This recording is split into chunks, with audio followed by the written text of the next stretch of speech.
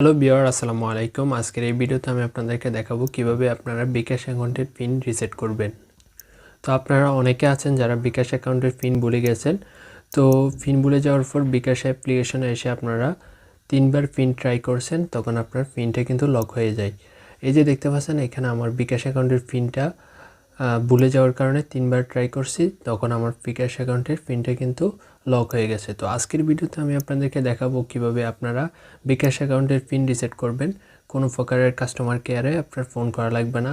তো কাজটি করার জন্য প্রথমে আপনারা আপনার মোবাইলের ডায়াল প্যাডে চলে আসবেন। দেন হচ্ছে আপনারা এখানে *247# তারপরে হচ্ছে আপনি ডায়াল করে দিবেন। দেন আপনাদের সামনে বিকাশের মেনুটা চলে আসবে। এখানে আপনারা নিচে দেখতে পারবেন যে রিসেট পিন নামে একটা অপশন রয়েছে। তো আপনারা এখানে জাস্ট এখানে 10 টাইপ করে সেন্ড করে দিবেন। তো সেন্ড করার পর আপনারা দেখতে পারবেন এখানে একটা অপশন আসবে, enter your bKash registered NID.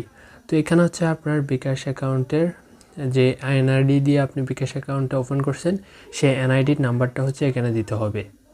তো আমি এনআইডি নাম্বারটা দিয়ে দিয়েছি। এরপর আমি এখান থেকে সেন্ড বাটনে ক্লিক করব। দেন হচ্ছে এন্টার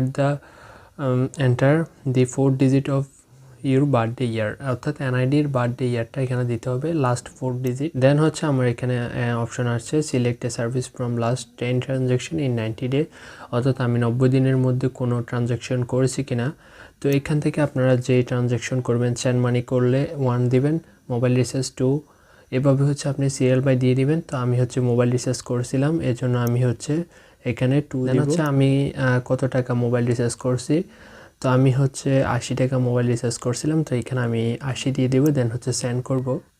এরপরে এখানে দেখতে পাচ্ছেন thank for your pin has been reset request. তো জাস্ট একটু ওয়েট করতে হবে। দেখতে পাচ্ছেন আমাদের কিন্তু SMS চলে আসে। তো এখানে দেখতে পাচ্ছেন your bKash account pin has been reset successfully. তো আমাদের পিনটা রিসেট হয়ে গেছে। এখানে একটা ওয়ান টাইম পিন আমাদেরকে দিয়েছে। তো এই পিনটা হচ্ছে ওটিপিটা আমাদেরকে মনে রাখতে হবে। এরপরে আমরা জাস্ট ব্যাক চলে আসবো। এখানে আমরা ডায়াল প্যাডে এসে এখানে ডায়াল করবো *247#। দেন ডায়াল করার পর এখানে আমরা দেখতে পারবো যে বিকাশের একটা নতুন অপশন আসছে, এখানে আমরা 1 টাইপ করে দিব। দেন হচ্ছে এখানে দেখতে পারবো যে চেঞ্জ পিন, তো আবার আমরা 1 টাইপ করে দিব।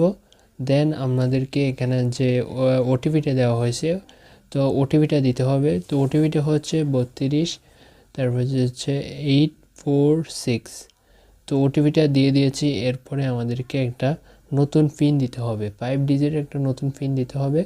পিনটা দেওয়ার পর আমাদেরকে আবার সেই পিনটা অ্যাগেন দিতে হবে।